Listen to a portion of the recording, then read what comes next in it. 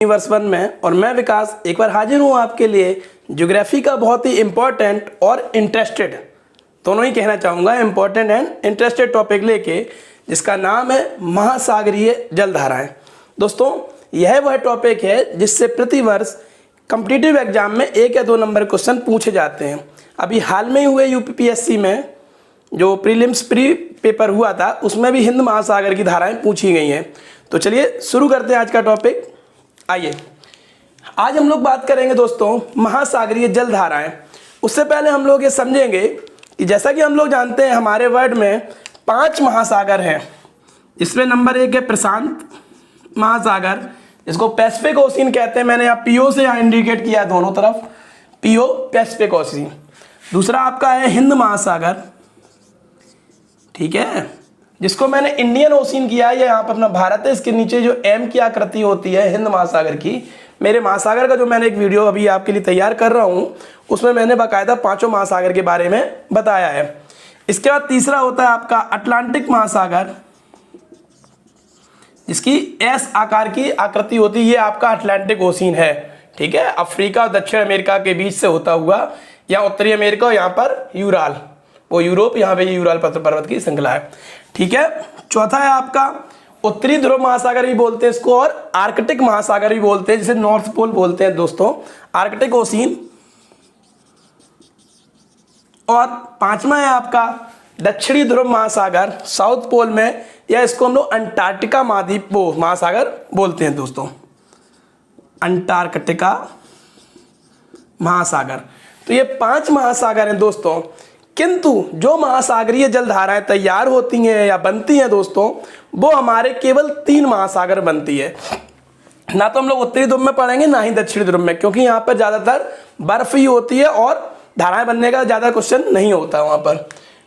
प्रशांत महासागर जो दोनों साइड है हमारा, हिंद महासागर और अटलांटिक महासागर, ठीक है, इनमें हम लोग पढ़ेंगे और इनमें ही सबसे ज़्यादा जलधाराएं बनती हैं दोस्तों। और कभी कभी क्वेश्चन आ जाता है कि वह कौन सा महासागर है जिसमें सबसे ज़्यादा जलधाराएं उत्पन्न होती हैं, तो उसका उत्तर है आपका अटलांटिक महासागर, ठीक है दोस्तों। मैं ये हटाए दे रहा हूँ जिससे थोड़ा साफ लगे, पढ़ने में भी आपको आसानी हो। चलिए शुरुआत करते हैं हम लोग। सबसे पहले हम लोग समझेंगे जलधाराएं क्या होती हैं और कैसे उत्पन्न हो जाती हैं। दोस्तों, महासागर में महासागरीय जल की एक बहुत बड़ी राशि, बहुत बड़ा जल इकट्ठा हो रहा हो जो, और जो बहुत दूरी तक प्रवाहित होता है उसको हम कहते हैं धारा, महासागरीय धारा, ठीक है। यह 2 प्रकार की होती हैं, एक गर्म जलधारा और एक ठंडी जलधारा।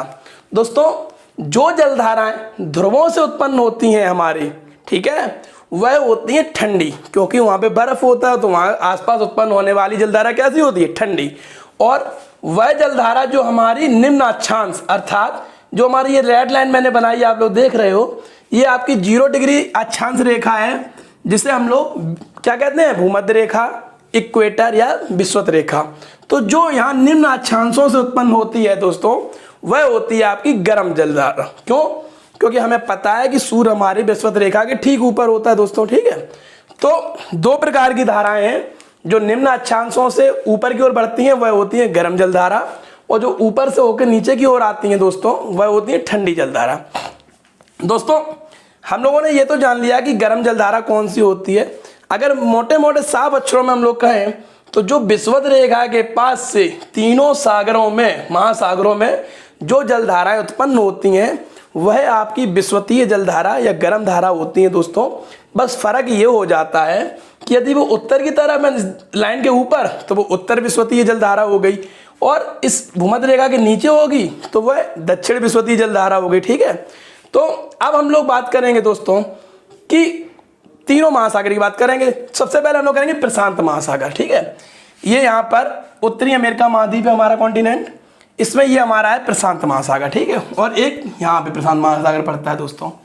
तो उत्तरी इधर हम लोग बात कर रहे हैं सबसे पहले इस तरफ की प्रशांत महासागर, ठीक है। तो सबसे पहले ये है हमारी विषुवत रेखा दोस्तों, ठीक, जो ये रेड लाइन बनी हुई है, यह क्या है हमारी, ये हमारी विषुवत रेखा है। और विषुवत रेखा के ऊपर से जो ऊपर की ओर जलधारा बढ़ेगी दोस्तों, वह है उत्तर विषुवतीय जलधारा, मैंने लिख दिया, और नीचे आपकी दक्षिण विषुवतीय जलधारा। तो यहाँ से दोस्तों एक गर्म जलधारा उत्पन्न होती है और ऊपर ध्रुवों की ओर चलती है, क्योंकि मैंने बताया जो गर्म जलधारा होती है वह ध्रुवों की ओर चलती है। इसको समझाने के लिए मैंने जो गर्म जलधारा है उनको लाल रंग से लिखा है और जो ठंडी जलधारा है उसको नीले रंग से लिखा है। तो उत्तर विश्वतीय जलधारा आगे बढ़ के जब ऊपर ध्रुवों की ओर जाती है तो यहाँ पर यूएस के पास एक जगह है इसका प्रांत है अमेरिका का, इसका नाम है अलास्का। ठीक है, तो वह अलास्का के पास जब वो धारा जाती है तो उसी के नाम से इस जलधारा का नाम अलास्का की धारा कहते हैं दोस्तों। चूंकि यह विषुवत रेखा से उत्पन्न होती है तो कैसी होगी ये? गर्म जलधारा। ठीक है, तो प्रशांत महासागर की पहली धारा हम लोग समझेंगे अलास्का की जलधारा, जो गर्म होती है और उसके ही ऊपर से यहां से ध्रुवों से एक ठंडी जलधारा आती है दोस्तों विषुवत रेखा की ओर। मैंने एरो लगाया है नीचे की ओर, चूंकि यहाँ पे एक कैलिफोर्निया प्रांत है यूएस का, उसी कैलिफोर्निया के नाम से इस जलधारा का नाम है कैलिफोर्निया।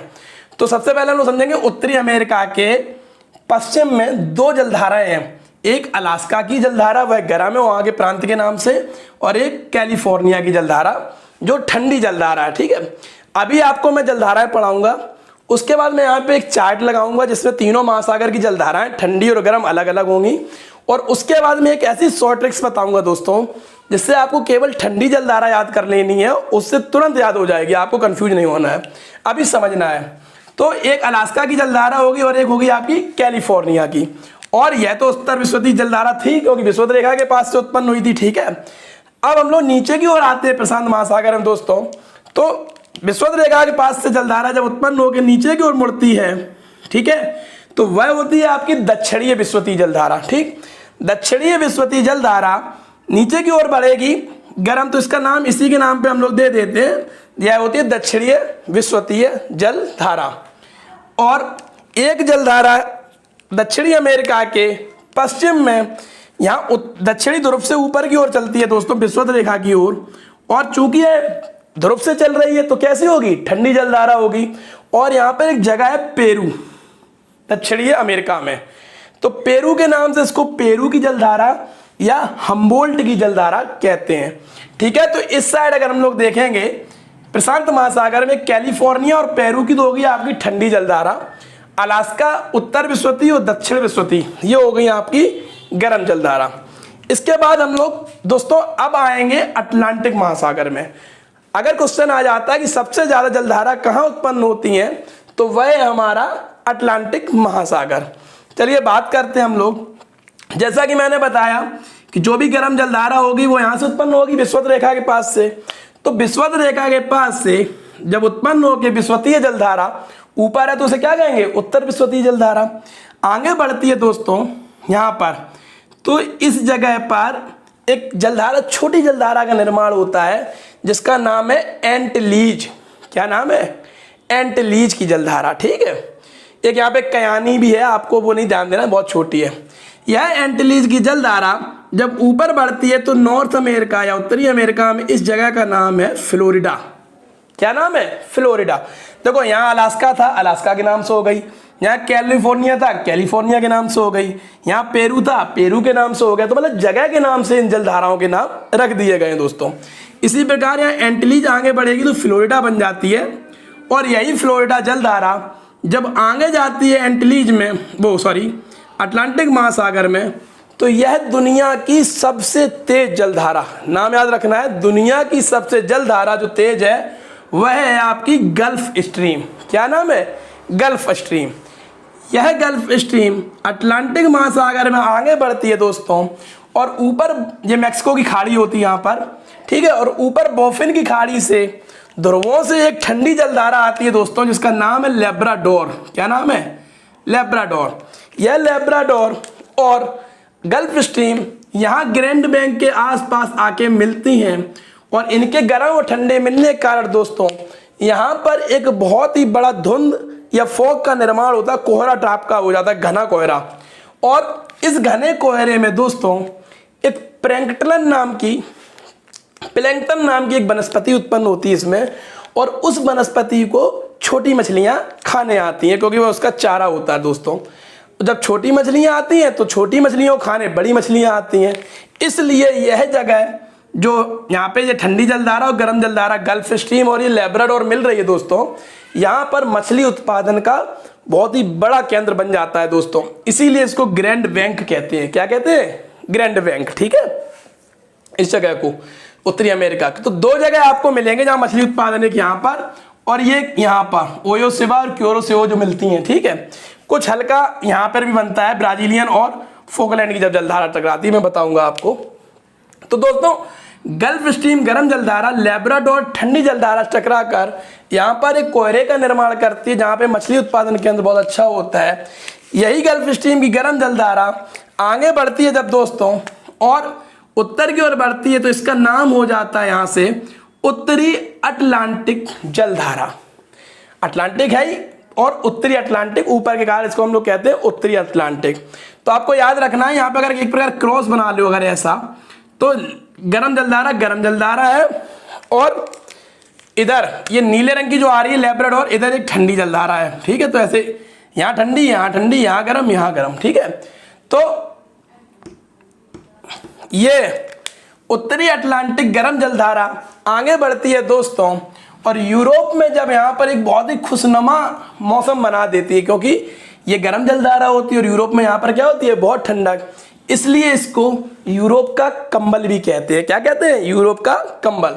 और इस उत्तरी अटलांटिक गर्म जलधारा में दोस्तों छोटी छोटी 3 जलधाराएं मिली होती हैं, जिसमें एक इरमिंगर की धारा, एक नॉर्वे जलधारा और एक रेनेल जलधारा। ठीक है, ज़्यादा बहुत इंपॉर्टेंट नहीं है, क्योंकि ज़्यादातर इसको पूरा उत्तरी अटलांटिक प्रभाव बोल देते हैं।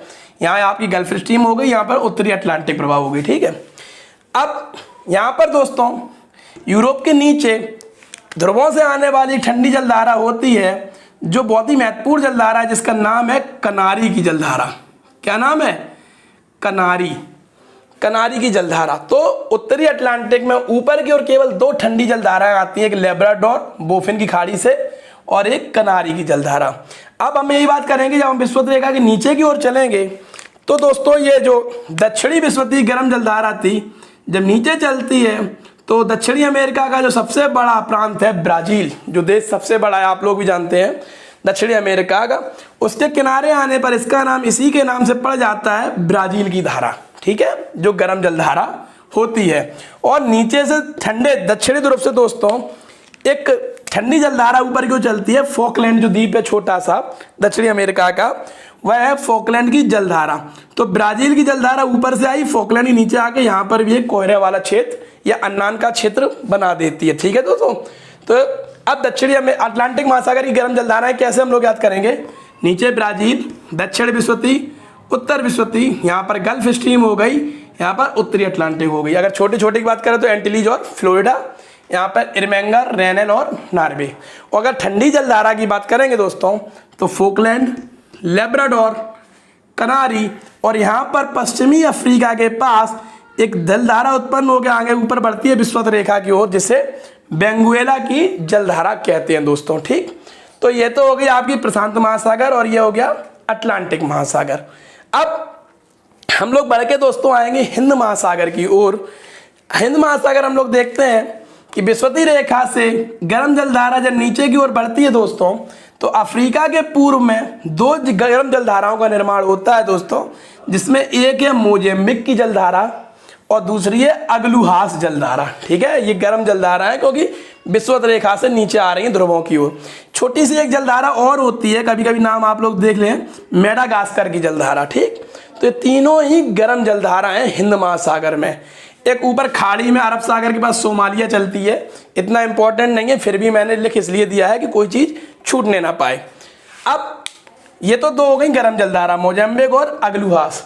और यहाँ पर है आपका ऑस्ट्रेलिया महाद्वीप। ठीक है, तो अगर मैं आपसे कहूँ कि सूर्य किस तरफ उगता है, सूर्य पूरब में उगता है हम लोग जानते हैं, तो जिधर सूर्य होगा उधर गर्माहट ज़्यादा होगी।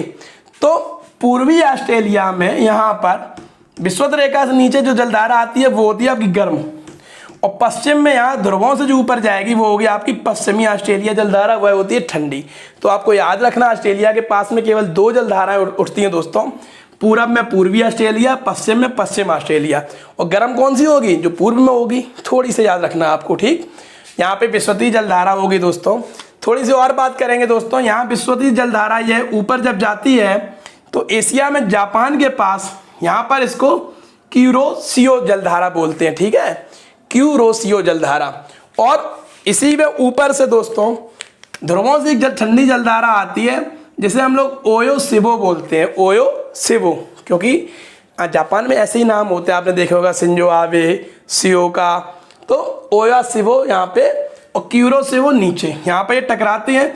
एक छोटी जलधारा यहाँ पर और होती है दोस्तों, मैं बता दूं, जापान के पास में गर्म जलधारा होती है, कभी कभी पूछ देते हैं, बहुत जरूरी नहीं है, सुसीमा की जलधारा, ठीक है, सुसीमा जलधारा। तो दोस्तों यह क्यूरो सिबो और ऊपर से ओयो सिबो। दोस्तों ओयो सिबो में ही एक जलधारा और जुड़ी होती है, कहने को लोग अलग जलधारा बोलते हैं लेकिन वो इसमें ही मिली से बोलते हैं क्यूराइल की जलधारा, ठीक है। तो ये भी यहाँ टकराकर मछली उत्पादन केंद्र हो जाता है, कोयरा वाला क्षेत्र बनता है। तो ये तो थी दोस्तों जलधाराएं। हम लोग बहुत एक जल्दी से रिकैप मारेंगे। प्रशांत महासागर की अगर पूरब की बात करते हैं तो यहाँ पर दो, जापान के पास में क्यूरोसियो, ओयोसियो। चूंकि क्यूरोसियो दोस्तों एक बहुत गहरे नीले रंग की जलधारा उत्पन्न होता है, इसलिए जापान के लोग इसको काली जलधारा के नाम से भी पुकारते हैं। क्यूरोसियो और ओयोसिबो जापान में पास में सुसीमा भी है प्रशांत महासागर में। नीचे बात करेंगे पूर्वी ऑस्ट्रेलिया, पश्चिमी ऑस्ट्रेलिया जलधारा दोस्तों। यहाँ अफ्रीका के पूर्व में मोजम्बिक और अगलुहास, मेडागास्कर, ये गर्म जलधारा है दोस्तों। और मेन जो आपका है अटलांटिक महासागर, जिसमें नीचे से फॉकलैंड एंड बेंगोलुआ, ब्राजील की गर्म जलधारा। विस्वती की तो मैंने आपको बताई दिया, विस्वत के पास जो उठेंगी वो ऊपर उत्तर विस्वती होगा और नीचे दक्षिण विस्वती। आगे बढ़ के ये एंटलीज फ्लोरिडा, और सबसे मेन जलधारा यहाँ पे गल्फ स्ट्रीम, जो लेब्राडोर से मिलकर यहाँ पर ग्रैंड बैंक में एक बहुत बड़ा घना कोयला क्षेत्र बनाता है। और गल्फ स्ट्रीम विश्व की सबसे तेज बहने वाली जलधारा है। जब ये ऊपर की ओर जाती है, आगे बढ़ती है गर्म जलधारा, तो इसको उत्तरी अटलांटिक प्रवाह बोलते हैं, जिसमें छोटी छोटी जलधाराएं, जिसमें इरमिंगा, रेनेल, नार्वे की जलधारा होती है दोस्तों। और अगर इधर बात करते हैं हम लोग प्रशांत महासागर में, तो उत्तर विस्वती और दक्षिण विस्वती के अलावा जब ये ऊपर जाएगी तो अलास्का की जलधारा हो जाती है। और ऊपर से आने वाली ठंडी हवा कैलिफोर्निया के पास आके इसको कैलिफोर्निया की धारा कहते हैं। दक्षिणी अमेरिका के पश्चिम में पेरू है, पेरू की जलधारा, या इसको ही हम हमबोल्ट की जलधारा कहते हैं दोस्तों। तो आज का टॉपिक यही था कि महासागरीय जलधाराओं के नाम हम लोगों ने सीखे, जिसमें हम लोगों ने गर्म और ठंडी जलधाराओं के नाम सीखे दोस्तों। अब बारी है हमारी शॉर्ट ट्रिक्स की। तो दोस्तों शॉर्ट ट्रिक्स में हम लोग क्या करते हैं कि हम लोग केवल ठंडी जलधारा को याद कर लेते हैं एक शॉर्ट ट्रिक्स के जरिए, ठीक है। अगर मैं बात करूं, यहाँ पे मैं हटाए दे रहा हूं क्योंकि शॉर्ट ट्रिक्स लिखना है मुझे। केवल शॉर्ट ट्रिक्स में हम लोग ठंडी जलधारा दोस्तों अगर याद कर लेंगे तो हमें ना गर्म जलधारा, देखो ठंडी याद कर लेंगे तो शेष गर्म होंगी, क्योंकि दो ही होते हैं, है ना। जैसे एक क्लास में एक लड़कों की अगर संख्या पता हो जाए तो शेष लड़कियां होंगी।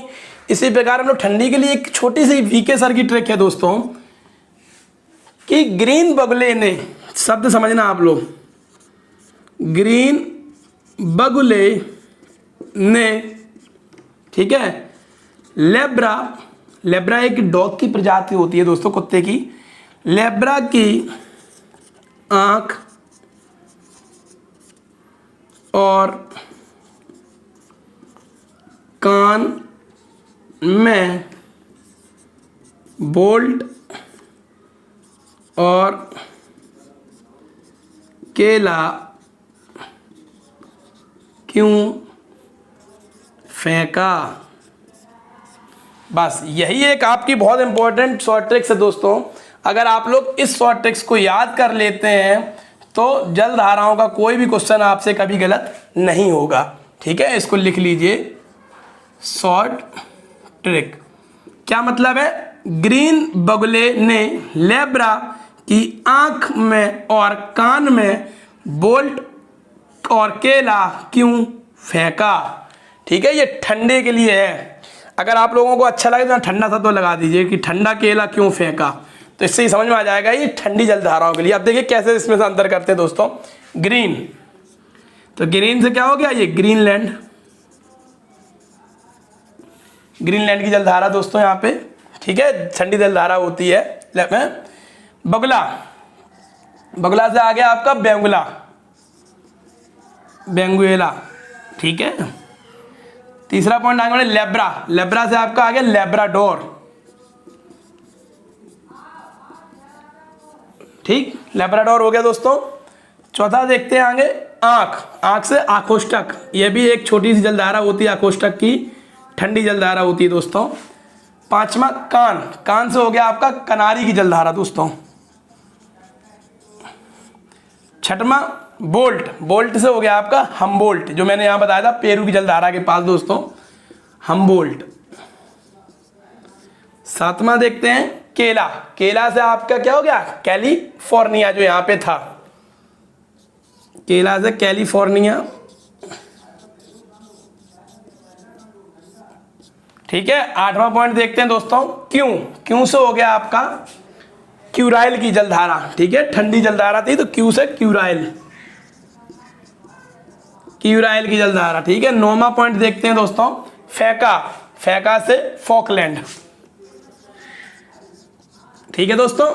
तो ये इस प्रकार अगर आप देखेंगे तो सभी ठंडी जलधारा है, ग्रीनलैंड, लेब्राडोर, बेंगुएला, आकोष्ठक, कनारी, हमबोल्ट, कैलिफोर्निया, क्यूराइल और फॉकलैंड, ये सभी ठंडी जलधाराएं इसमें हो जाती हैं कंप्लीट। ग्रीन बगुले ने लेब्रा की आंख, लेब्राडोर की आंख में और कान में बोल्ट और केला क्यों फेंका, इसको आप लोग याद कर लें और बहुत ही सिंपल हो जाएगी। शेष आपकी क्या हो जाएंगी, सब गर्म जलधाराएं हो जाएंगी दोस्तों, ठीक। तो इस प्रकार ये वीडियो दोस्तों यहीं समाप्त होता है। इस वीडियो के बाद मैं महासागरों के ऊपर भी एक अच्छा सा टॉपिक लेकर आऊँगा और आप लोगों को मैं ये बताना चाहूँगा दोस्तों कि जो अभी 13-14 तारीख में ये यूपी के जो एसएससी के जो CHSL के जो एग्ज़ाम हुए हैं दोस्तों, उसमें हमारे अभी तक चैनल के बने हुए वीडियो से 17 क्वेश्चन आए हैं और मात्र 34 ही वीडियो अपने चैनल पर हैं, उसमें से 17 क्वेश्चन इसमें आए हैं। तो चैनल से जुड़े रहिए और मैं इंटरेस्टेड से और अच्छे से अच्छे वीडियो आपके लिए लाता रहूँगा। नेक्स्ट वीडियो तक के लिए धन्यवाद। चलिए दोस्तों बात कर लेते हैं एक बार फिर से तीनों महासागरों की जलधाराओं के बारे में। प्रशांत महासागर की जलधाराएं क्रमशः देखेंगे, अलास्का की जलधारा गर्म जलधारा है, कैलिफोर्निया जलधारा ठंडी जलधारा है, पेरू की जलधारा ठंडी है दोस्तों, क्यूरोसियो जलधारा गर्म है, ओयोसिवा जलधारा ठंडी है दोस्तों, सुसीमा जलधारा गर्म है, क्यूराइल की जलधारा ठंडी है और पूर्वी ऑस्ट्रेलिया, ध्यान रखना आपको ऑस्ट्रेलिया की जो पूर्वी जलधारा है दोस्तों वह प्रशांत महासागर में ही बनती है। अब अटलांटिक महासागर की बात करेंगे दोस्तों, लेब्राडोर ठंडी, गल्फ स्ट्रीम गर्म, उत्तरी अटलांटिक गर्म, रेनेल जलधारा गर्म, इरमिंगल की जलधारा गर्म, एंटिलीज जलधारा गर्म, फ्लोरिडा जलधारा गर्म, कनारी की जलधारा, इसको बहुत महत्वपूर्ण है, इंपॉर्टेंट याद रखना है, ठंडी जलधारा है, ब्राज़ील की जलधारा गर्म जलधारा है, बेंगुएला की जलधारा ठंडी है और फॉकलैंड जलधारा ठंडी जलधारा। इसके बाद दोस्तों हिंद महासागर की जलधाराओं के बारे में हम लोग बात करेंगे। मोजम्बिक की जलधारा जो कि गर्म है, अगलुहास जलधारा गर्म जलधारा है, मेडागास्कर की जलधारा गर्म जलधारा है और पश्चिमी ऑस्ट्रेलिया जो ये हिंद महासागर में आता है ऑस्ट्रेलिया के पश्चिमी में। तो दोस्तों इस प्रकार हमारी जो महासागरीय जलधारा हैं यहाँ पर समाप्त होती हैं। आप लोग इनको याद कर लीजिए अच्छे से और समझ लीजिए। धन्यवाद।